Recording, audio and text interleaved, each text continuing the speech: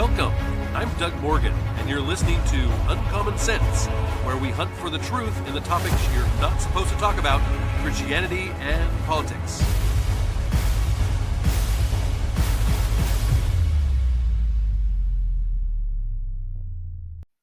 The recent federal government shutdown has highlighted the way some within the church community think about helping the poor. I've seen some kind of funny memes recently. I saw people saying and asking questions like, why are people worried about 42 million losing SNAP benefits and not worrying about why so many people are on SNAP? And how about this one? Last week, no kings. This week, send me food, king. But how did we get to this level of dependency on the government system? What should be our biblical response to the poor? Well, Alexander Griswold said a flaw in the argument that government handouts are compassion and biblical is the belief that there is only one way to live up to biblical calls to care for the poor, through government action. There are many different ways and systems of providing care to a population that don't involve Uncle Sam. Government spending does not exist in a bubble.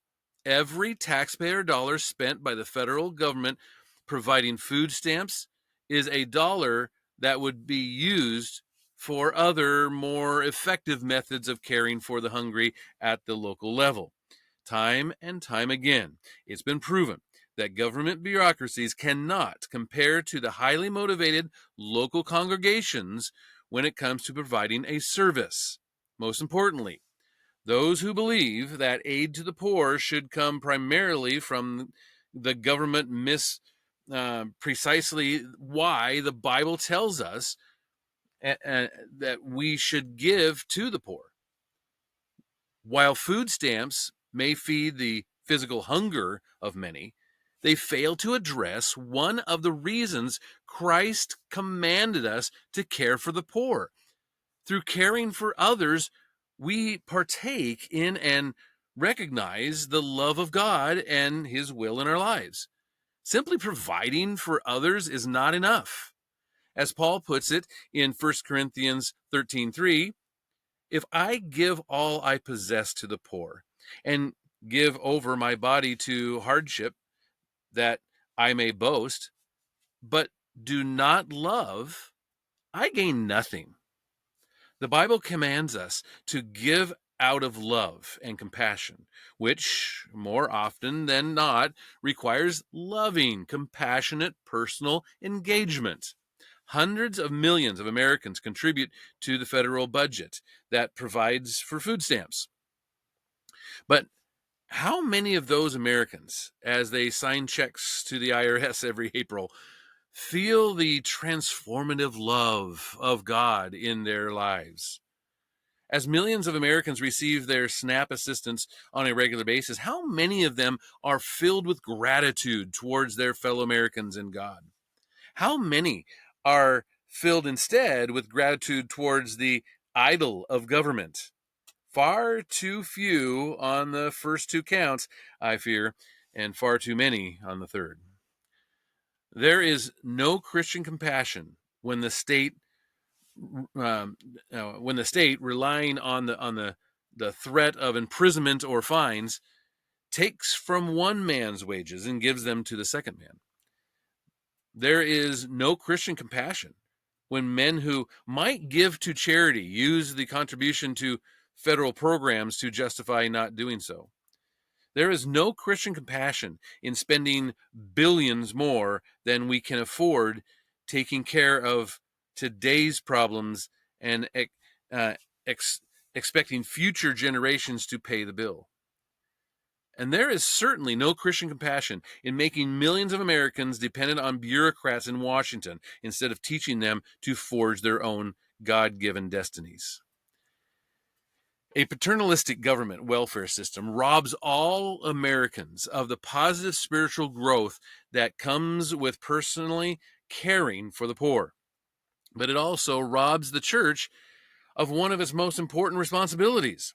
Increasingly, the services traditionally provided by religious institutions, caring for the poor, education, moral upbringing, overseeing marriages, etc., are being absorbed by the secular counterpart. Religious institutions risk becoming increasingly irrelevant as they withdraw from public life and throw government agencies to fill the roles they've filled for millennia. Ironically, the same denominations that act puzzled as their local congregations dwindle continue to egg on big government as it outsources their own jobs. I mean, I really almost couldn't agree more. I think that the role of church and one of the roles of the church, let's put it that way, one of the roles of the church is to help the poor, and and anytime that you can do that on a private level, on a nonprofit type level, instead of at the government level, it's going to be better. I recently heard that we should live by the Yellow Pages rule. The Yellow Pages rule is anything you could find in the Yellow Pages, you don't do it by the government funded program. Well, I saw this article by Stephen Horowitz, and it goes back about 10 years, but I think it's really appropriate for what we're going through right now. It says critics frequently accuse markets and capitalism of making life worse for the poor. This refrain is certainly common in the halls of left-leaning academia as well as in broader intellectual circles, but like so many other criticisms of capitalism, this one ignores the very real and very available facts of history. I love how he's about to go into why capitalism is one of the very best things that ever happened to the poor.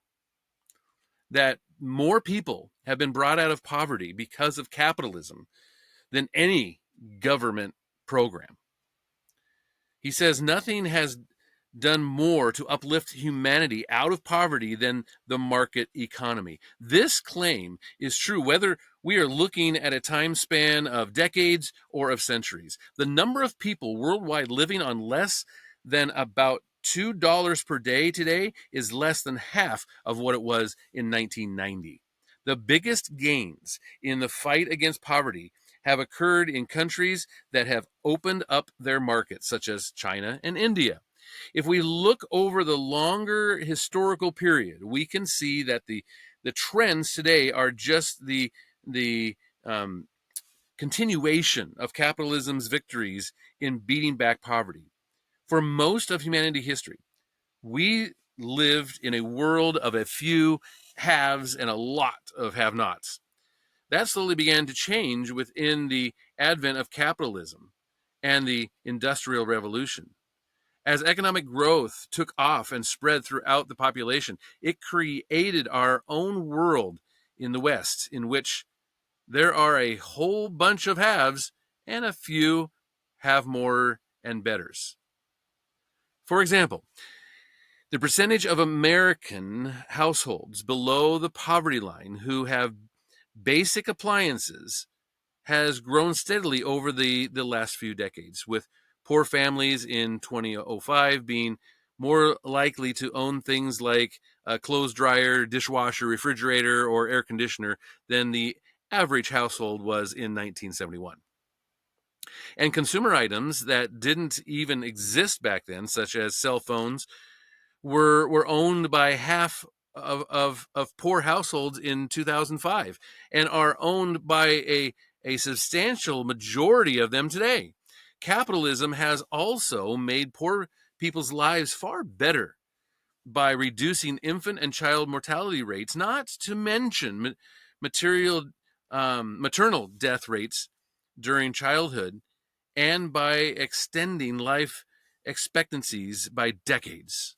Consider, too, the way capitalism's engine of growth has enabled the planet to sustain about 7 billion people. compared to 1 billion in 1800.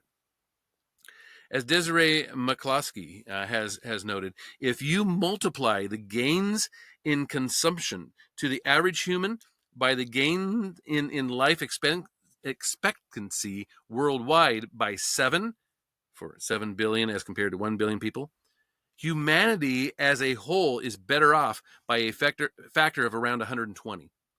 That's not 120% better off, but 120 times better off than 1800. The competitive market process has also made education, art, culture available to more and more people.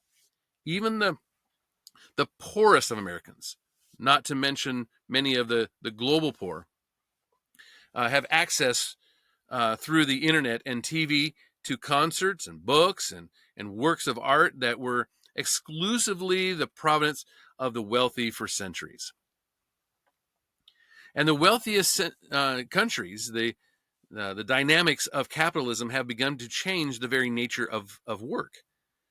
Where once humans toiled for 14 hours per day at back-breaking outdoor labor, now the increasing number of us work inside in climate-controlled comfort.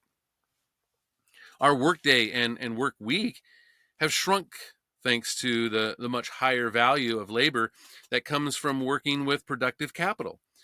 We spend a much smaller percentage of our lives working for pay, whether we're rich or poor.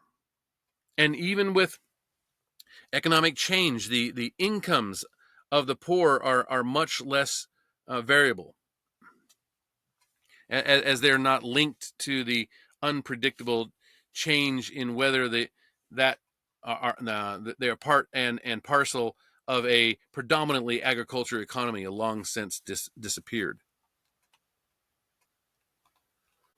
So think of it this way. The fabulously wealthy kings of old had servants attending to their every need, but an impacted tooth would likely kill them, right?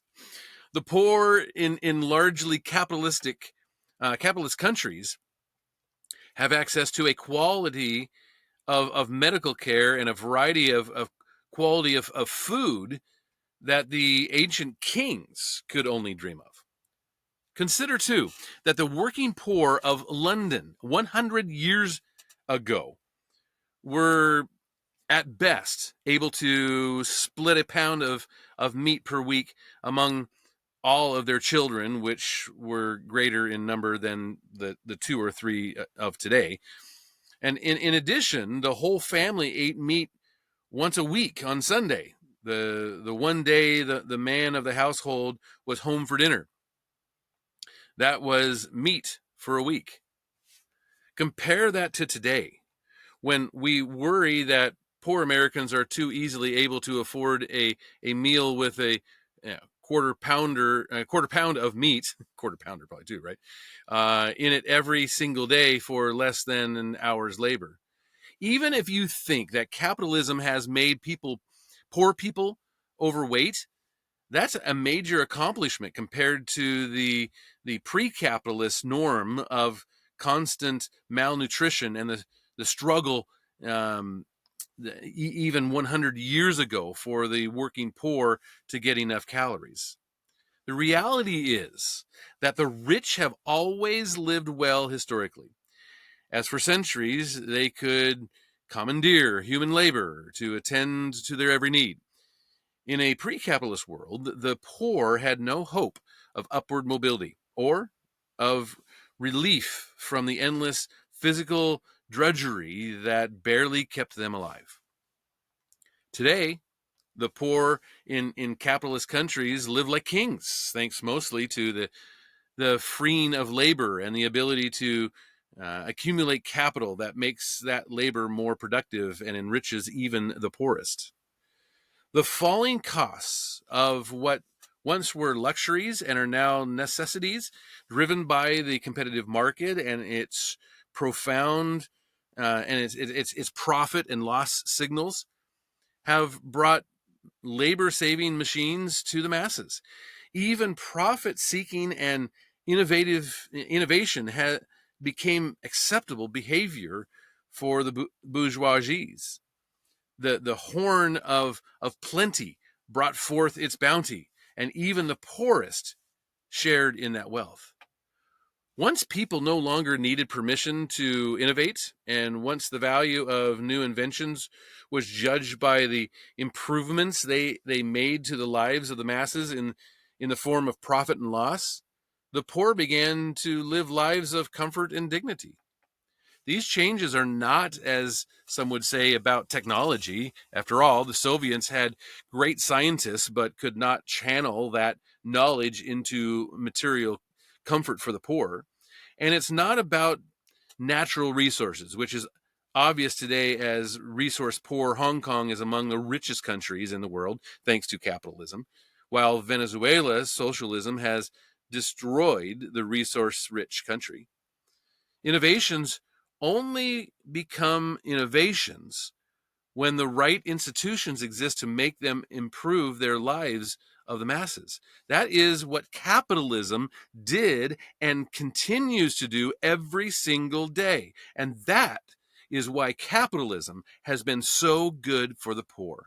Consider, finally, what happened when the Soviets decided to show the film version of Grapes of Wrath as anti-capitalist propaganda.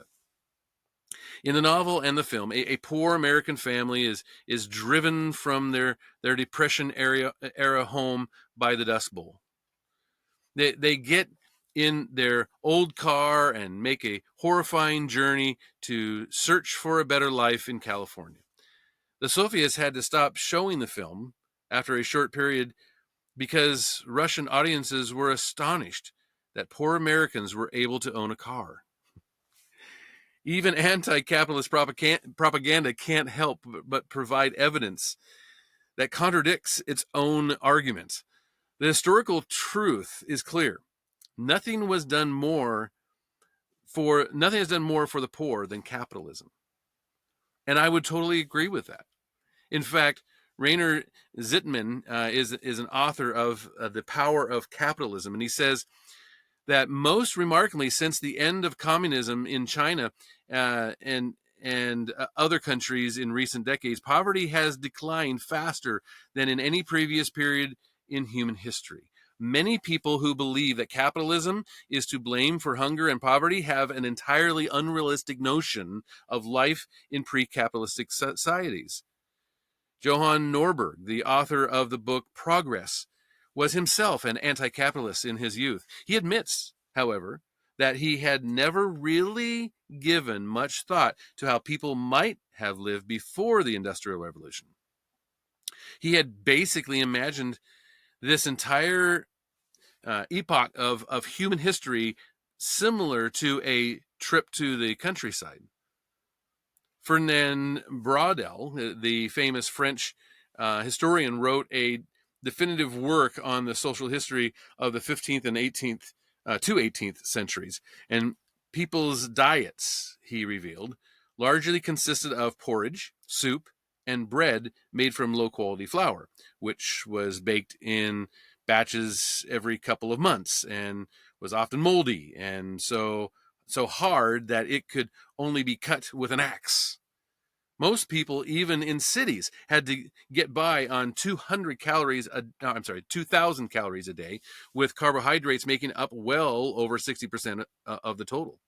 Food was often nothing more than a lifetime of eating bread and bread again, or mush and porridge. People back then were lean and small in stature. Throughout history, the human body has adapted to inadequate caloric intake. Some people rave about the harmonious pre-capitalist world in which everything was so decelerated, as they put it.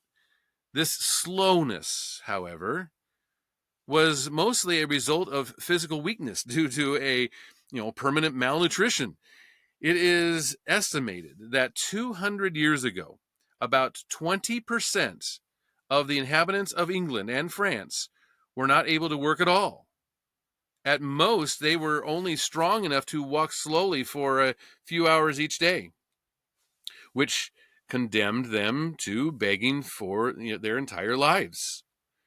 The possessions most people owned were limited to no more than a few items, as seen in contemporary pictures: a few stools, a bench, a barrel that served as a table. Even these descriptions only refer to Western Europe, which was home to the smaller number of countries where people were best off at the time.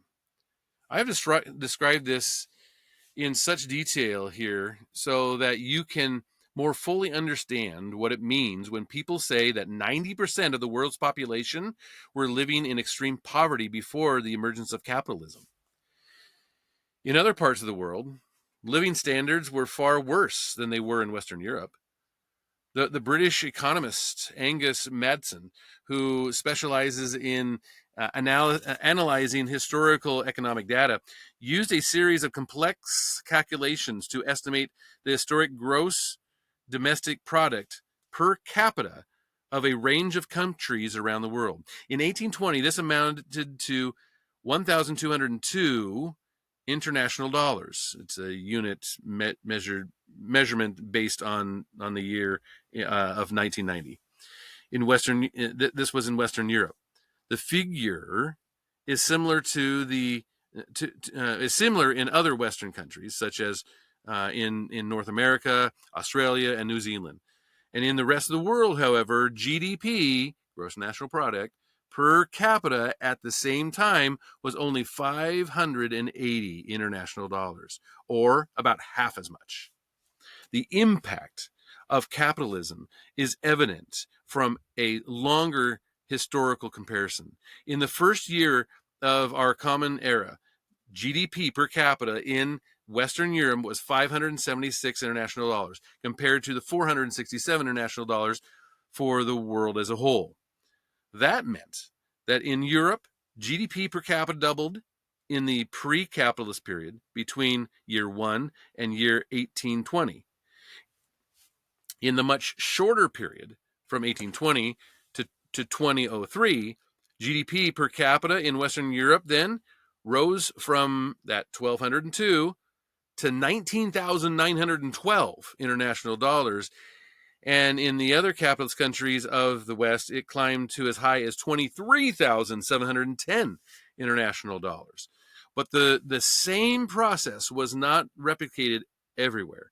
In Asia, for example, in the 153 years from 1820 to 1973, GDP per capita only increased from 691 to 1,718 international dollars. And then in just 30 years, from 1973 to 2003, it rose from that 1718 to 4,344 international dollars. So what happened? These incredible developments in Asia were mainly due to the fact that China progressively introduced free market principles after Mao Zedong's death in 1976. As late as 1981, as many as 88% of the Chinese population were still living in extreme poverty. And just 10 years ago, it is less than 1%. Never in world history have so many hundreds of millions of people been lifted out of abject poverty and into middle class in such a short period of time.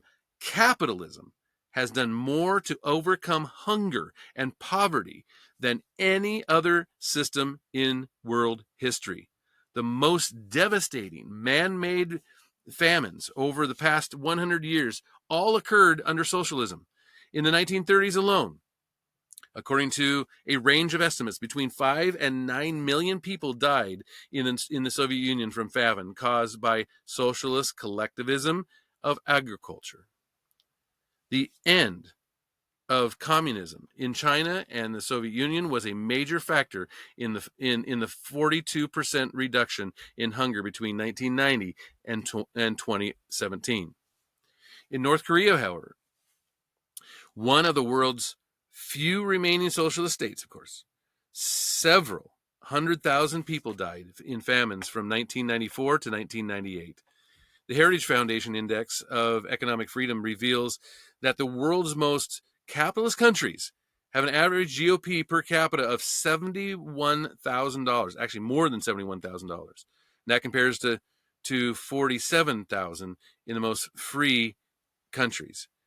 At the other end of the scale are the mostly unfree and repressed countries, where the GDP per capita is only $6,800 and $7,100 respectively. So it's just, to me, it's extremely evident that capitalism is the best thing that's ever happened for the poor, and that as a church we are to help this along. This, it's not government funded, it's not government handouts, that's going to help the poor. It's the church on an individual basis, nonprofit type organizations, if need be, that can look at these people individually and say, okay, we're here to help you, and we're here to help you in the name of Christ, and we're here to help you through get a hand up through the system that we have in this country. In fact, Marion Tupy, he's of the Cato Institute, and again, this one was about 10 years ago. He wrote this. He said, the escape from poverty that was once limited to the industrial countries of the West is also happening in the rest. Unfortunately, many people remain unaware of the dramatic decline in global poverty, let alone the reason for it. According to the announcement released from the World Bank, less than 10% of the world's population will be living in extreme poverty by the end of 2015. And again, it came true. The bank has used a new income figure of $1.90 per day to define extreme poverty, up from the $1.25 that it forecasted. That it forecasts that the proportion of the world's population in this category will fall from 12.8% to 9.6%. True, come the new year, some 700 million human beings will still live in absolute poverty. But let us put this in proper context. Grinding poverty was the norm for most ordinary people throughout human history. So what do we see here? We see 10 million of France's 23 million people.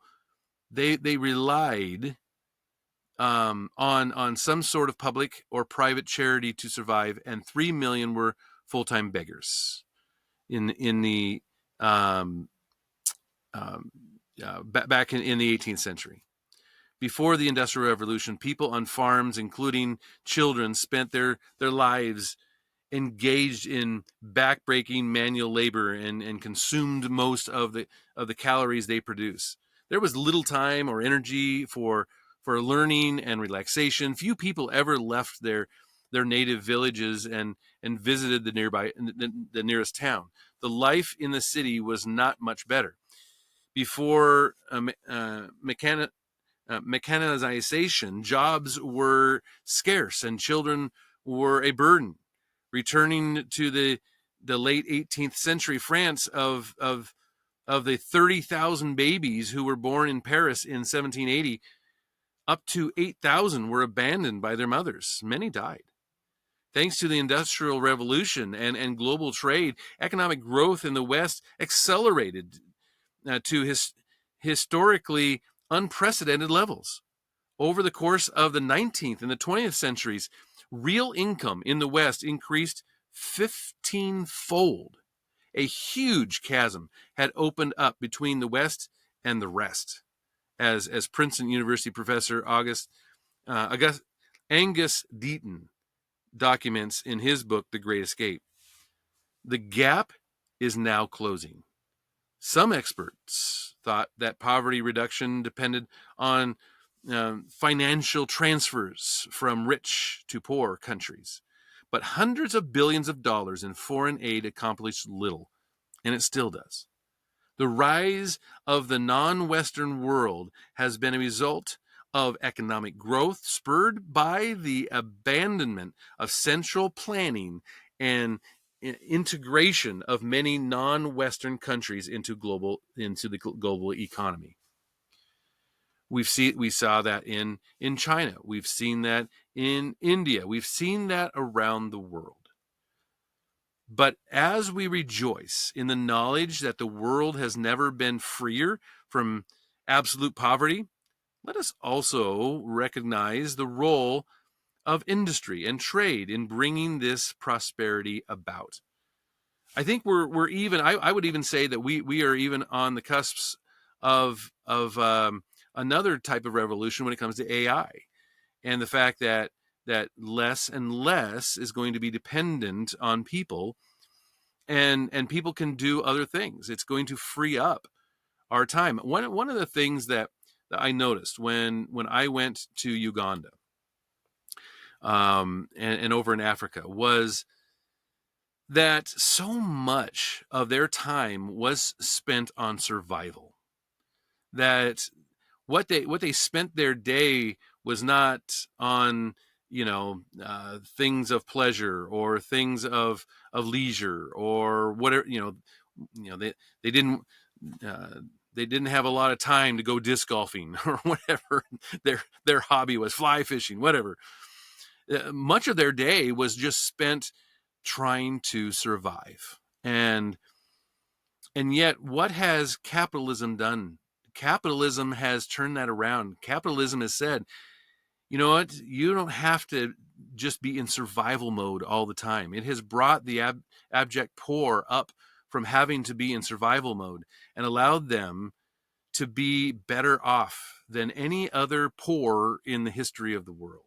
It is there because of capitalism. It is there because of the church. And that is what we need to support. That the give a fish type of mentality is not working. Teach them how to fish is what works. I would love to hear what you think on it. And you can always do that at uncommonsensepodcast.com. Thank you very much for listening. This podcast is a production of Morganite Communications.